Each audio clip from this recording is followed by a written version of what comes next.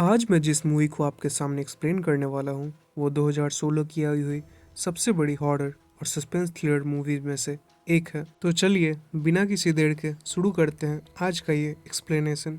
तो मूवी की शुरुआत में हमें एक आदमी पॉल को दिखाया जाता है जो अपने ऑफिस में बैठकर अपने बेटे से वीडियो कॉल पर बात कर रहा होता है। उसका बेटा उसे बोलता है कि मम्मी की तबीयत फिर से खराब हो गई है और फिर वो खुद से ही बातें कर रही हैं। इस पर पॉल बोलता है कि वो आज जल्द ही ऑफिस से आने की कोशिश करेगा और उसकी माँ को चेकअप के लिए हॉस्पिटल ले जाएगा। वहीं दूसरी तरफ हमें पॉल के असिस्टेंट को दिखाया जाता है जो कि ऑफिस की लाइट्स ऑफ कर रही थी, पर तभी उसे कुछ अजीब सा महसूस होता है क्योंकि जब वो लाइट्स ऑफ कर रही थी तो उसे दरवाजे के पास कोई परछाई दिखाई दे रही थी, पर जैसे ही वो लाइट्स ऑन करती वो परछाई गायब हो जा रही थी। यह देखकर वो काफी डर जाती है और दौड़कर पॉल के पास जाती है और पॉल को ये बताती है कि उसे ऑफिस में काफी अजीब सी चीजें दिखाई दे रही हैं।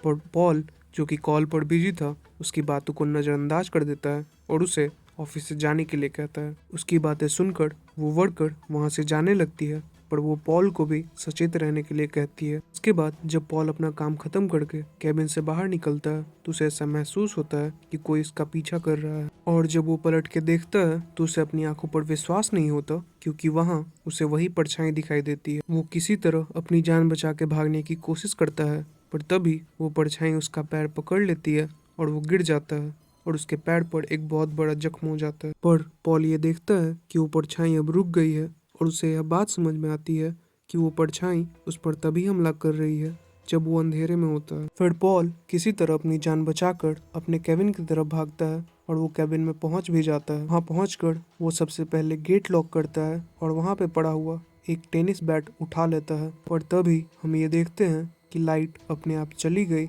और वो गेट धीरे से खुलता है और फिर उस रूम की भी लाइट चली जाती है। फिर जब लाइट आती है तो हमें दिखाया जाता है कि पॉल की लाश वहीं बाहर पड़ी हुई है जो कि बहुत ही खराब हालत में है, जैसे किसी ने उसे बहुत ही बेरहमी से मारा हो। इसके बाद सीन शिफ्ट होता है और हमें मार्टिन को दिखाया जाता है जो कि सोने जा ही रहा होता है कि तभी उसे किसी की बात करने की आवाज़ आती है। तो वो उठकर जाकर देखता है तो उसे अपनी माँ दिखाई देती है जो कि अकेले में ही किसी से बड़बड़ा रही थी। वो जब उनके रूम में जाके देखता है तो वहाँ उनके सिवा और कोई नहीं था।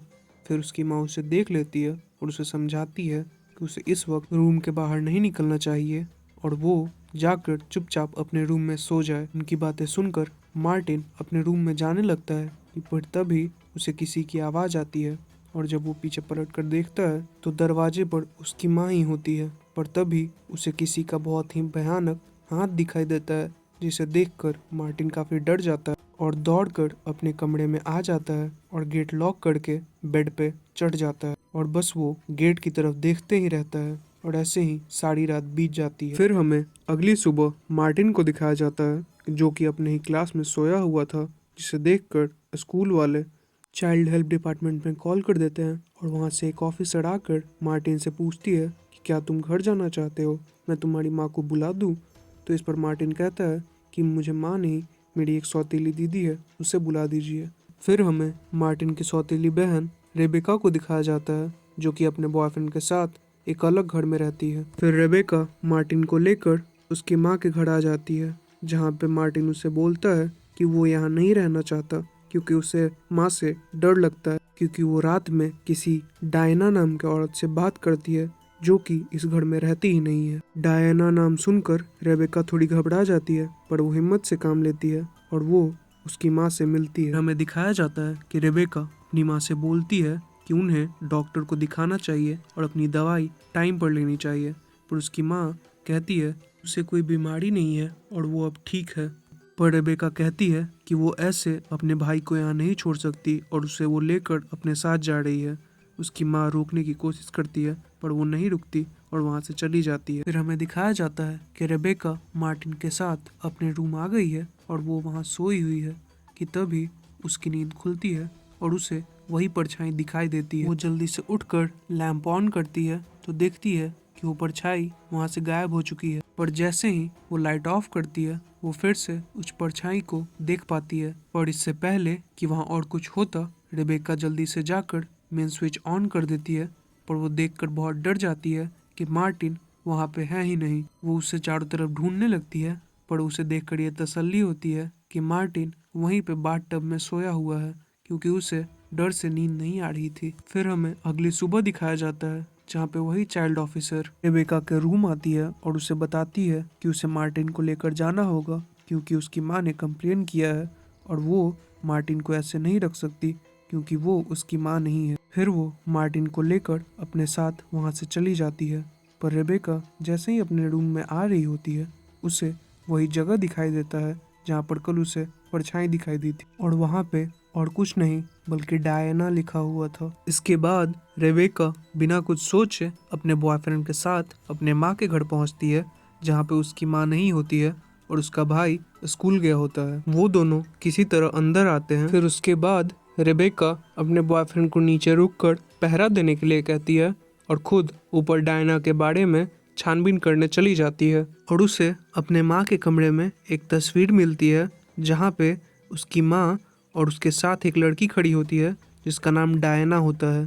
तभी हमें ये पता चलता है कि उसकी माँ और डायना एक मेंटल असाइलम में मिले थे, क्योंकि उसकी माँ की दिमागी हालत शुरू से ही अच्छी नहीं थी। और यहाँ पर हमें एक और बात पता चलती है कि डायना को एक ऐसी बीमारी थी जिसमें कि उसका शरीर रोशनी के संपर्क में आने पर जलने लगता था, और इसी के इलाज के दौरान एक दिन डायना की दर्दनाक मौत हो जाती है, और इसकी वजह से ही रेबेका की माँ भी काफी टाइम तक डिप्रेशन में रहती है, कि वो और डायना एक अच्छे दोस्त थे। रेबेका ये सब देख ही रही होती है कि तभी कोई पीछे से उसका गेट लॉक कर देता है, और उस पर कोई और नहीं बल्कि डायना हमला कर देती है और उसका गर्दन पकड़कर हवा में उठा देती है। वो बस उसकी जान लेने ही वाली थी कि तभी रेबेका का बॉयफ्रेंड वो दरवाज़ा खोल देता है और डायना वहाँ से चली जाती है। रेबेका किसी तरह खुद को संभालते हुए वहाँ से उठती है और अपने बॉयफ्रेंड को लेकर वहाँ से चली जाती है। तभी सीन शिफ्ट होता है,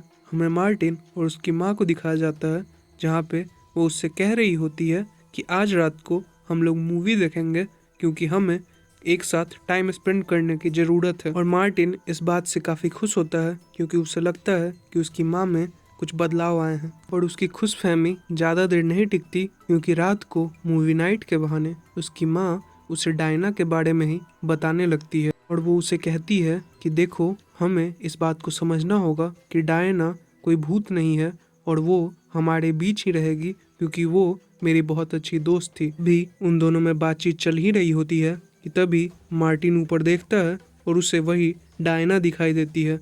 वो यह देखकर जल्दी से जाकर लाइट ऑन करता है और भागकर दरवाजे से बाहर निकल जाता है और सीधा अपने सौतेली दीदी के यहाँ पहुँच जाता है और उसे कहता है कि वो अब वहाँ नहीं रह सकता, वो वहाँ सुरक्षित नहीं है। इसके बाद रेबेका मार्टिन को लेकर अंदर आ जाती है और उसे डायना और उसकी माँ के बारे में सारी बातें बताती है, और वो ये भी कहती है कि हम अपनी माँ को तभी बचा सकते हैं जब हम उसके दिमाग से डायना को निकाल दें, क्योंकि डायना उनके दिमाग पर हावी हो चुकी हैं। इसके लिए हमें अपनी माँ का देखभाल करना होगा और उन्हें टाइम टाइम पर दवाइयाँ देनी होंगी। फिर वो दोनों सोने जाने लगते हैं कि तभी बेड के नीचे डायना आ जाती है और वो मार्टिन को अपनी तरफ खींचने लगती है, पर किसी तरह रेबेका अपनी पूरी ताकत लगाकर मार्टिन को बचा लेती है। पर इस बात से वो दोनों बहुत डर जाते हैं, क्योंकि वो ये जानते हैं कि अब वो सुरक्षित नहीं है, और वो ये फैसला लेते हैं कि वो अभी इसी वक्त जाकर अपनी माँ से इस बारे में बात करेंगे। और वो अपने बॉयफ्रेंड के साथ उनके घर पहुंच जाती है। वहाँ वो अपनी माँ से डायना के बारे में पूछती है, पर उसकी माँ डायना को पहचानने से बिल्कुल मुकर जाती है। इसके बाद वो उन दोनों की तस्वीर दिखाती है, जिसे देखने के बाद उसकी माँ ये मान लेती है कि हाँ, डायना उसकी दोस्त थी। पर जब बहस ज़्यादा तेज होने लगती है तो उसकी माँ गुस्से से उठकर वहाँ से चली जाती है। उसके बाद रेबेका भी अपने भाई से कहती है कि उन्हें भी अब चलना चाहिए, पर मार्टिन ये बोलता है कि वो यहीं रुकेगा, क्योंकि वो अपनी माँ को इस स्थिति में यहाँ अकेले नहीं छोड़ सकता। जिसके बाद रेबेका भी ये फैसला लेती है कि वो भी अपने बॉयफ्रेंड के साथ उसके साथ रुकेगी। इसके बाद वो सब मिलकर पहले तो सारे घर की बत्तियाँ ऑन करते हैं और उन पर टेप चिपका देते हैं ताकि उन्हें कोई ऑफ ना कर पाए, और ढेर सारे कैंडल्स भी जला लेते हैं ताकि लाइट ऑफ हो, फिर भी डायना कुछ ना कर पाए। तभी रेबेका को अपनी माँ के कमरे से कुछ आवाज़ें आती हैं। फिर वो दरवाज़ा खटखटाती है ताकि वो जान सके कि उसकी माँ सुरक्षित है या नहीं।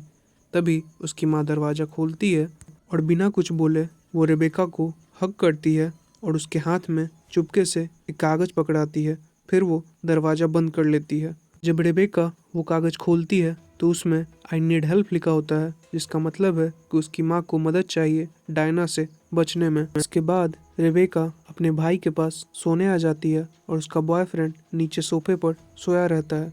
अभी थोड़ी ही देर बीती थी कि घर की सारी लाइट अचानक से ऑफ हो जाती है और ये सब डायना ने किया होता है।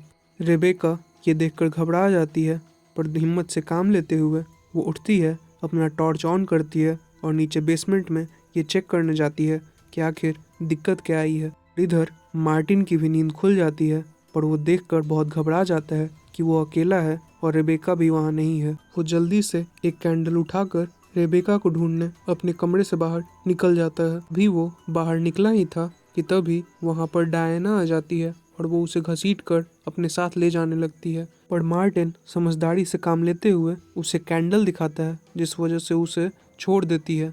और उसके बाद मार्टिन दौड़कर बेसमेंट में अपनी दीदी के पास चला जाता है, पर तभी डायना वहां आकर ऊपर से उनका गेट लॉक कर देती है और वो लोग गेट पर आकर जोर जोर से चिल्लाने लगते हैं और रेबेका अपने बॉयफ्रेंड को आवाज़ देकर बुलाने लगती है। उसका बॉयफ्रेंड वहां आकर गेट खोलने ही वाला होता है कि तभी डायना उस पर हमला कर देती है, जिस वजह से उसकी टॉर्च उसके हाथ से छूट जाती है और वो दूर जाकर गिर जाता है।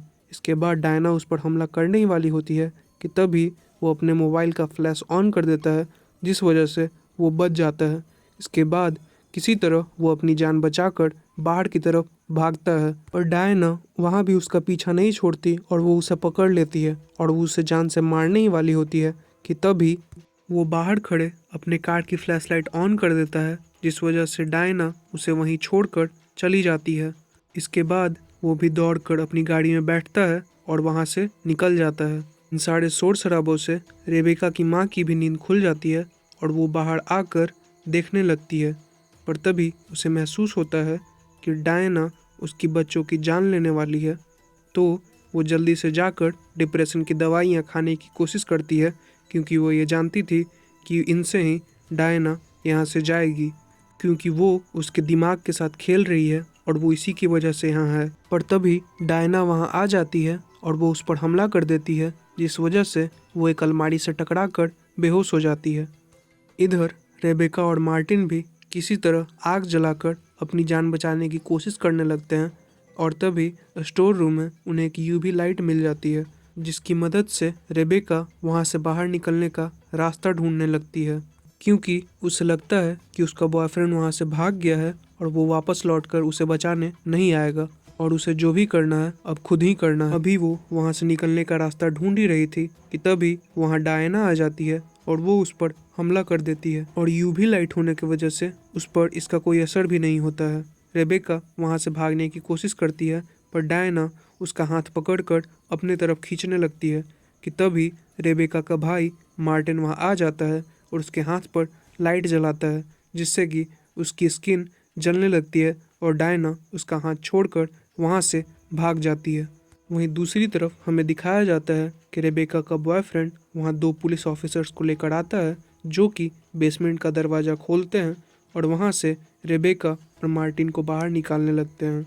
अभी वो दोनों बाहर निकल ही रहे होते हैं कि तभी वहां डायना आकर उन पुलिस ऑफिसर्स पर हमला कर देती है।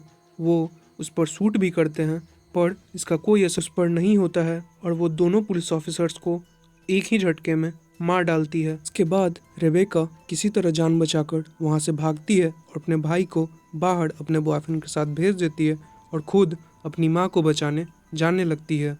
और अभी वो अपनी माँ को ढूंढ ही रही थी कि तभी वहाँ पे डायना आ जाती है और उस पर हमला कर देती है और उसे वो छत से उठाकर सीधा फ्लोर पे फेंक देती है। और डायना उससे कहती है कि वो उसकी जान ले लेगी और उसे भी वैसे ही तरपा के मारेगी जैसे उसके पिता को मारा था। पर तभी हमें दिखाया जाता है कि वहाँ पर रेबेका की माँ आ जाती है और वो डायना को बोलती है कि उसे उसके बच्चों को परेशान नहीं करना चाहिए था और वो डायना पर शूट करने लगती है। पर डायना मुड़कर देखती है और कहती है कि उसे इन गोलियों का असर नहीं होगा। फिर आखिर में रेबेका की माँ कहती है कि ठीक है, आखिर जब कोई रास्ता नहीं है तो मुझे खुद को ही खत्म कर लेना होगा, क्योंकि अगर मैं नहीं तो तुम नहीं, क्योंकि तुम बस मेरे दिमाग पर हावी होकर ही इस दुनिया में हो। और फिर रेबेका की माँ अपने बच्चों को बचाने के लिए अपने सिर में ही गोली मार लेती है और इसके साथ डायना भी वहीं पर जलकर भस्म हो जाती है। फिर हमें दिखाया जाता है कि मार्टिन, रेबेका और उसका बॉयफ्रेंड तीनों फैसला करते हैं कि वो अब सारी जिंदगी एक साथ रहेंगे और वो हमेशा एक दूसरे का साथ देंगे। और इसी के साथ हमारी आज की एक्सप्लेनेशन यहीं पे ख़त्म होती है। और प्लीज़ मुझे कमेंट करके बताइए कि मुझे और क्या सुधार करने की ज़रूरत है। और कभी कभी गलती से सब्सक्राइब भी कर लिया कीजिए। धन्यवाद।